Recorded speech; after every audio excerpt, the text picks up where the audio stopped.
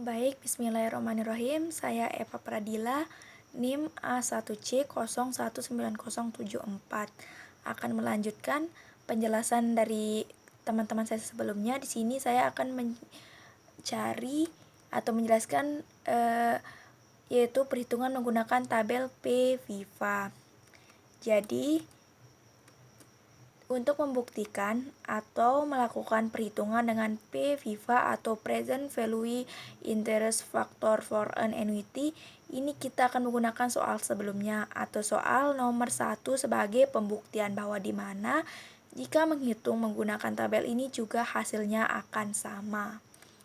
Selain itu, apabila mempunyai tabel P-VIVA ini, maka keunggulannya itu perhitungannya itu dari net present value akan menjadi lebih mudah dan menjadi lebih cepat perhitungannya. Ada rumusnya di bawah ini yaitu NPV itu sama dengan CT dikali P-VIVA RT dikurangi C0. Jadi R ini suku bunga, T ini tahunnya atau periodenya dan lain-lain. Jadi keterangan ini tuh sama kayak soal yang tadi sudah dijelaskan sebelumnya. Hanya saja di sini beda rumus ya, teman-teman. Baik, langsung saja saya akan memperlihatkan tabelnya seperti ini ya. Jadi tabelnya itu kita bisa melihat ini nih. Jadi yang ke bawah ini namanya ini periode nih, yang 1, 2, 3, 4 berapa tahun gitu sampai 25. Yang ke sini itu suku bunganya atau persentasenya dalam bentuk persentase begitu.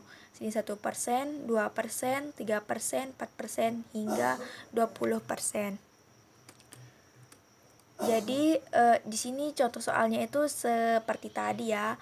Sebuah perusahaan X ingin membeli sebuah mesin produksi untuk meningkatkan jumlah produksi produknya. Diperkirakan untuk harga mesin tersebut adalah 150 juta dengan mengikuti aturan suku bunga pinjamannya ini sebesar 12% per tahun.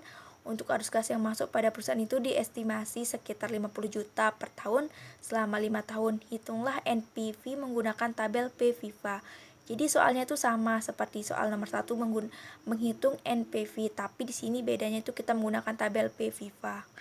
Baik, langsung saja ke pembahasan agar lebih cepat dipahami. Jadi, penyelesaiannya itu menggunakan tabel P-VIVA yaitu di sini nih, diketahui itu kan CT 50 juta, C0-nya 150 juta dan R-nya 12%.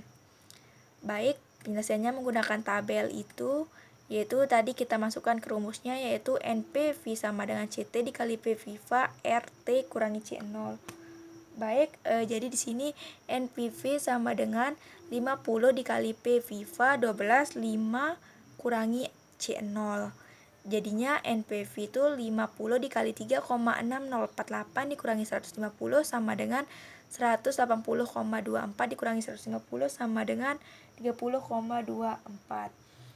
Jadi, teman-teman pastikan menanyakan dari kok bisa di sini langsung 3,6048. Jadi, angka ini kita dapat dari tabel P-VIVA itu tadi. Kita akan menggunakan tabel P-VIVA ini.